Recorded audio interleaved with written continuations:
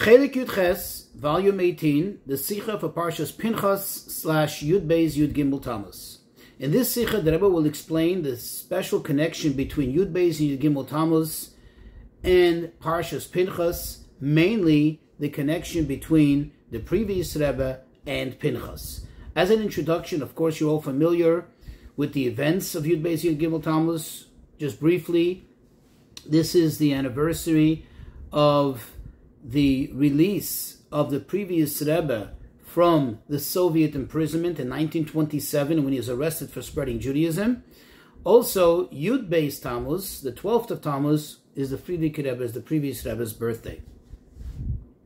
Another thing, we know that the act of Pinchas, where Pinchas went and he killed Zimri and the non-Jewish woman who he was engaging in intimacy with, we know that the sages say in reference to this, that Haboyel Aramis Kanoyim Poigim Boy. That means that if one engages in intimacy with a non-Jewish woman, then only zealots could be the one to strike him. Meaning, this is not halacha. Once the act has been done, you cannot now prosecute a person in Bezdin. And even if somebody should come to ask permission to act on this, the Chachamim, the Bezdin, cannot and would not give him permission. In other words, it's something that is totally, as it says, Harishus Biyada, is totally voluntary. It's something that's up to a person's own personal discretion. Another thing to familiarize ourselves with, the concept of nidui. That in certain cases, when a person commits a certain act of wrongdoing, you put him in a nidui, which is in English translated an excommunication, which is really a very severe, that's called spiritual punishment. In other words, it kind of breaks the person away spiritually. Physically, nothing happens to the person, but spiritually, it kind of separates him from the rest of the community. Another thing, as this Sikha is going to have a little Kabbalah as we get towards the end of the Sikha, just to familiarize ourselves with the quote, Shem Ban, the name Ban. Ban is Beis Nun, which is the numerical value of 52. What is this quote, name of Ban? Well, we know that the name of Hashem, which is the name, the source of all creation and everything that happens in this world, is Yud Kei Vav Kei. Now, there are several different ways to spell out these letters. Thus, they form the various Shemos, the various, quote, names of Hashem. In other words, when you have, let's take Yud Kei Vav Kei and spell the Yud, Yud Vav Dalet, that will equal 20. Take Vav and spell it with Vav Vav, that is 12. So now we have 32. And I'll take twice Hey and spell it Hey, which is Hey Hey, that's 10. So now we have 52. So thus the name Shem Ban. Okay, the expression of godliness as it goes through the channels of the idea, the concept of Shem Ban, which generally, just to put it in very simple terms, this represents the idea of implementation. So let's go into the Sikha. The Rebbe says these days, the days of the redemption of Yud Beis Yud Gimel Tamuz, in 1927, which is the actual year that the Friedrich Rebbe was freed, happened on Tuesday and Wednesday of Parshas Pinchas. Likewise, his birthday, which was in Tov Reish Mem, 1880, on Yud Beis Tamuz, also was in Parshas Pinchas. And in fact, as the previous Rebbe himself writes in reference to this, he says, quote, in the time in which Parshas Pinchas is read, I was born. And most of what happened, most of all of occurrences that happen in my life are reflected, are hinted in Parshas Pinchas, end of quote. So you see that there's a very deep connection, very precise connection between the avodah, the work of the previous Rebbe and his redemption and Pinchas. Now, where do you see this? Indeed, says the Rebbe, we see that there's a very powerful connection between Pinchas and the name of the previous Rebbe. Previous Rebbe's name is Yosef Yitzchak. Now, Pinchas, the Zohar says, which is Gematria Yitzchak. Pinchas amounts to 208 and Yitzchak amounts to 208. So now we know when there's a Gematria in the Torah, it's not just happenstance, but it actually reflects on something of a very deep nature, very deep connection between the two. Something that's so deep that's only reflected in a superficial manner, but really deep down as a very strong connection. And says the Rebbe, not only is there connection between Pinchas and Yitzchak, the second name of the previous Rebbe, but indeed there's also a connection between Pinchas and the first name of the Frierdiker Rebbe, which is Yosef. We know that it says Pinchas is Mizarei Shel Yosef. Pinchas is from the progeny of Yosef. Pinchas is a descendant of Yosef, as it says that Elazar HaKohen took from the Benois Putiel, from the daughters of Putiel. Who is this Putiel? The Chachamim say that Putiel is Yosef. So, however, the fact that the main connection, or so to speak, the more obvious connection, is between the name Yitzchak and Pinchas, this tells us that he has an extra special connection to Pinchas, right? Because the name Yosef is more of a hidden nature, right? It's just that he's from the progeny of Yosef, but it's not a clear and obvious connection to Pinchas. Whereas the name Yitzchak has a more direct and obvious connection to Pinchas, as it has the same numerical value and it stands out and is brought down in the Zohar. Thus, says the Rebbe, we must say, this must lead us to the conclusion that the idea of Yosef that connects to Pinchas, to the actions of Pinchas, is more of in a concealed manner, so to speak, somewhat concealed. Whereas Yitzchak is something which is more in the open. Now, what is the connection between the Rebbe and Pinchas? The obvious one, the open one, the revealed one. It's very clear, it's very obvious. Just like Pinchas, he was zealous, and he acted in a way that according to halacha, meaning according to the letter of the law, there was no obligation to do so. It's not written in any way that you have to act on it, that you have to do so, as we said in the introduction. Moreover, not only it doesn't say that you have to do this according to Shulchan Aruch, according to halacha, but even more so, ein meidim kain. You don't direct anyone to do so. Remember, we said if someone comes and asks, you don't give him the directive to do so. Rather, if one chooses to do on his own, this is only harishus biyadeh, by one's own discretion, by one's own decision. Likewise, we see the same thing by the Frierdiker Rebbe. The Mesiras Nefesh that he had in supporting Torah and strengthening Judaism, strengthening Yiddishkeit in that country and those times and those circumstances was in such a manner of Mesiras Nefesh that wasn't even in accordance, so to speak, with halacha, but rather in a manner that it was on his own discretion, his own initiative. You see, because according to halacha, we know that you're only mandated to have Mesiras Nefesh only in three things, only in three severe avedas, right? That Gila Raya, Shvichas Damim, and Aveda Zara. But anything else, you're not obligated according to halacha. You can be a perfectly religious Jew and not engage in Mesiras Nefesh in anything outside of those three. Now, of course, you can ask and you can say, well, the connection, it would seem that this comparison to Pinchas would have more of a connection to the end of Parshas Balak versus that what we're saying, that it has a connection to Parshas Pinchas. Because in Parshas Balak, at the end, that's where it's recorded, the actual act of Pinchas. We're saying that there is a connection, there's a similarity between the previous Rebbe's actions and Pinchas's actions. Then how come the emphasis here is that he has a special connection to Parshas Pinchas when it would seem that it should be connected to Parshas Balak? So the Rebbe says to understand this, we'll bring from a Gemara Yerushalmis, from the Jerusalemite Talmud, that says the following, that when Pinchas did what he did, when he acted as he did, the Chachamim, the sages of the time, Bikshu L'Nadaisei, they actually sought to excommunicate him. If not for the fact that the heavenly voice came out, and where's that heavenly voice recorded? In Parshas Pinchas. In Parshas Pinchas it says, that Hashem says that he acted on my behalf, and quote, it will be to him and to all his progeny after him, there will be a covenant of priesthood forever and ever.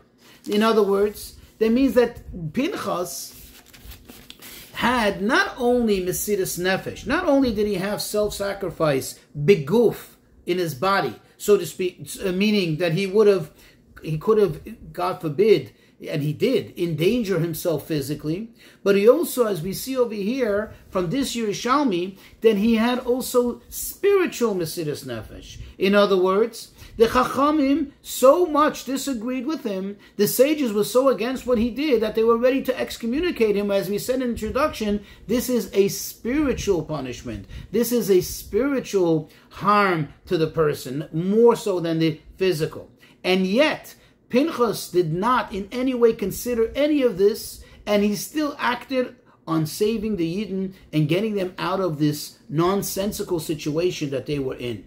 And this type of conduct we also see by the previous Rebbe, says the Rebbe. This type of conduct stems from what? It stems up from Etzem HaNefesh, from the essence of the soul, from the source of the soul, from the highest point in the soul, which transcends any whatsoever consideration, even, so to speak, the consideration of halacha and what is mandatory and not.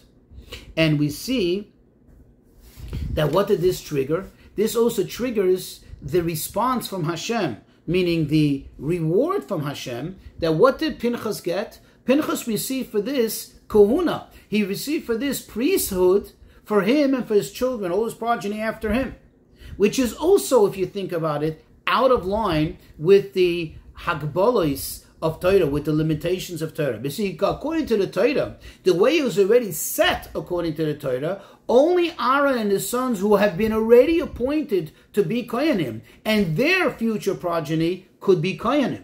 According to the status quo of the Torah, Pinchas could not be a Kohen, not he, and therefore not his future descendants. But over here, this overrode that, and this overrided this fact, and it became that he too became a Kohen, meaning he acted in a manner which was higher and beyond, so to speak, the norms of Torah, and the reward was likewise. Says the Rebbe, this type of conduct we also find by the previous Rebbe.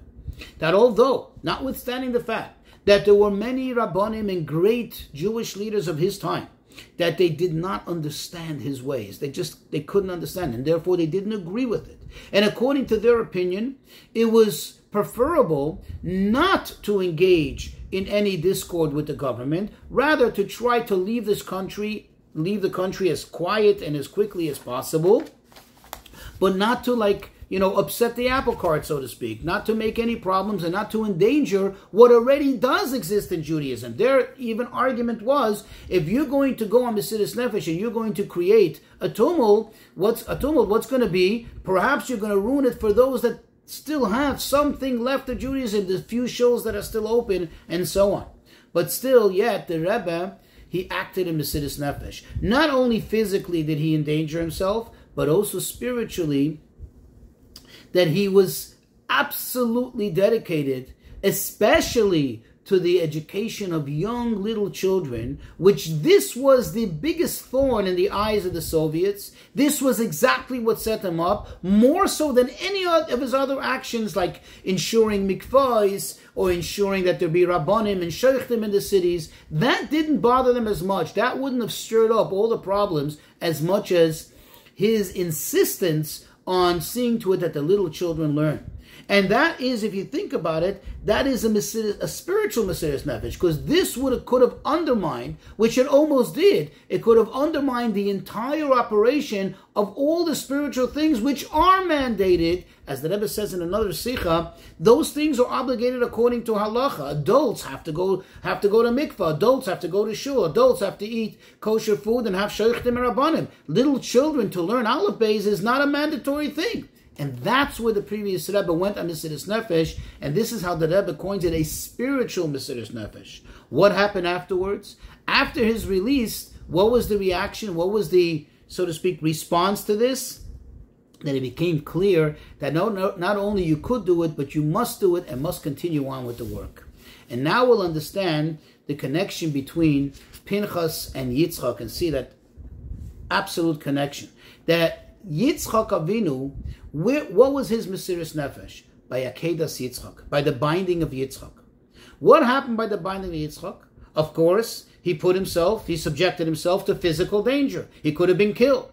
But there's more than that. There is a Mesiras Nefesh Beruchnius. There is this spiritual Mesiras Nefesh. How so? First of all, this, if he would have been killed, this would have shut down Hashem's promise, B'Yitzchak Yikar L'Chazara, that through Yitzchak will be Am Yisrael. Imagine, the whole Am Yisrael, he was subjecting himself to death voluntarily. He didn't have to. Hashem never told him that he has to lie down and get himself killed by his father. He told it to Avrohom Avinu. And yet Yitzchak subjected himself to this Mesiras Nefesh, knowing that if he dies, with him goes the promise of the future of Am Yisrael, number one. Number two, with him goes any possibility of propagating and continuing the teachings of Avrohom Avinu, meaning the utmost spiritual sacrifice. And yet, Yitzchak Avinu was ready to do it. So we see that special connection between Yitzchak and Pinchas,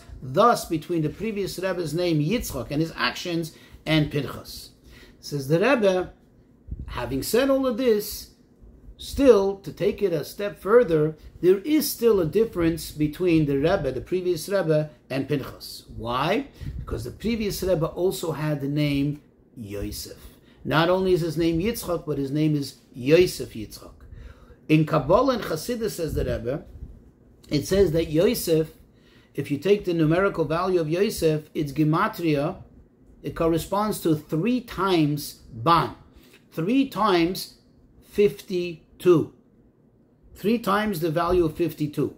If you take the word Yitzchak, it corresponds to 4 times Ban, 4 times the number 52. If you recall in the introduction, we said what Ban means. It's an expression of Hashem's name, Shem Ban. Now, therefore, you have the Gimel and you have the Dalet. Gimel is 3, Dalet is 4. What does the Gimel and the Dalet stand for? What do they represent? We know that the Aleph Beis, the Hebrew Aleph Beis, are not just letters, but they also have meaning and character. They have soul, so to speak. The Gimel represents the Gemoil Dalim, bestowing to the poor, meaning Gemilas Chasadim, or in plain simple English, the mode of giving to others. Dalit it represents the word Dalim, Dal, which means the poor, the recipient.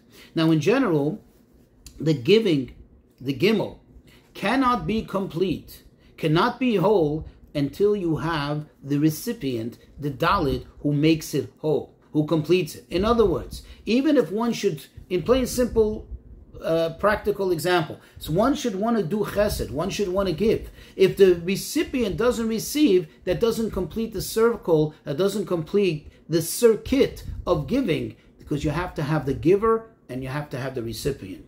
Thus, the Dalit completes the Gimel. The Dalit, the Dal, the poor, the recipient, the receiver, he completes the Gimel, the Goimel, the one who bestows, the one who gives. Now, so in every situation of giver and recipient, the Dalit is the one that really makes it happen. The receiver is the one that completes it. And we actually see this also in the 4 worlds, as an example. You have Atzilus, Biriya, Yetzira, which all, although there's different ways to divide them, but all in generally compared to the lowest world, Asiya, which is action, our world of action, they are considered to be the spiritual worlds versus our, which is the more physical world, the more material, the more corporal world. But nothing becomes complete. Atzilus, Biriya, Yitzira cannot really be truly expressed and complete without Asiya. Thus you see again the Dalet, the 4, the number 4 completes the 3. Now we know in general that Yosef, when it comes to the Sfiros, is the Bechinas HaYesoid. Yesoid is the end of all the Sfiros, right before Malchus. Yesoid is the giver, the one who is Mashpia and gives to the level below it. Yitzchak, which is 4, this corresponds to Malchus, the recipient. So now let's go to Pinchas as it is Yitzchak versus as the predicate Rebbe is not just Yitzchak but also Yosef Yitzchak. You see, Pinchas indeed represents action, right? The Dalet, the number 4, Yitzchak, but there is still a lacking of the Yosef. Let's put it in practical terms. In everything we do, there is a Nasa and there is a Nishma. There is the action, and then there is the nishma, the teaching, the giving, right? The nishma, in order for there to be a nishma, you have to have someone to teach. True, by Yitzchak, he stood out, by Pinchas, by Yitzchak, he stood out in the action. But there was still somewhat of a missing, so to speak, lacking that aspect of nishma, of the giving, the Yosef aspect. By the previous Rebbe, however, we have both. We have the Yosef, which is the teacher that's in him, the nasi that's in him, the leader that's in him, the one who gives, the one who teaches to the whole entire generation. And then you also have, as we saw clearly and evidently, the Yitzchak, the action, the implementation, the actual Mesidus Nefesh. And we see this reflected in the way he conducted himself.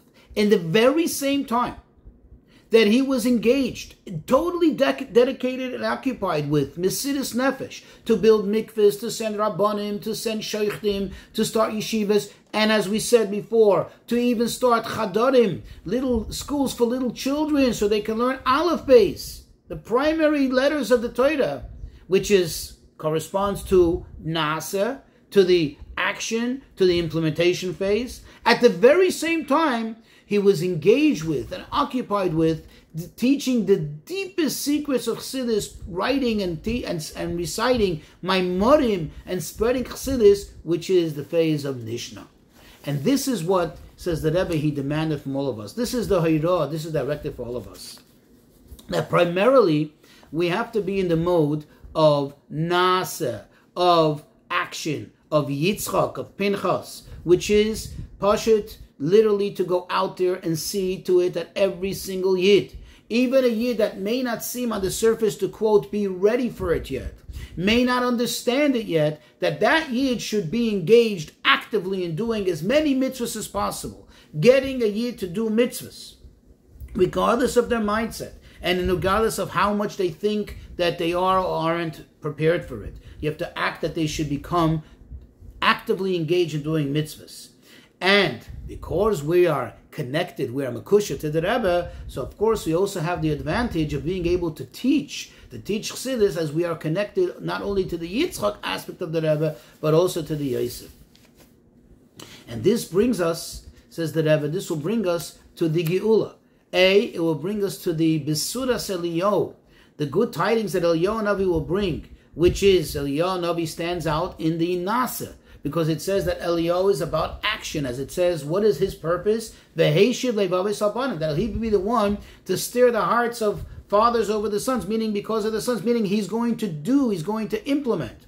And this will bring us the Geula, says the Rebbe, that is connected to 4, to the Dalet. As we know, the Geula is represented in the 4 expressions of the Geula, as we drink the kaises, they drink the cups at the night of the Seder, and also as the promise Hashem gives, that He says that when Mashiach comes, He's going to give the nations of the world, those who tormented us, 4 cups of punishment, 4 measures of punishment, and in that stead, corresponding to that, He will give us 4 cups of consolation, 4 cups of nechama.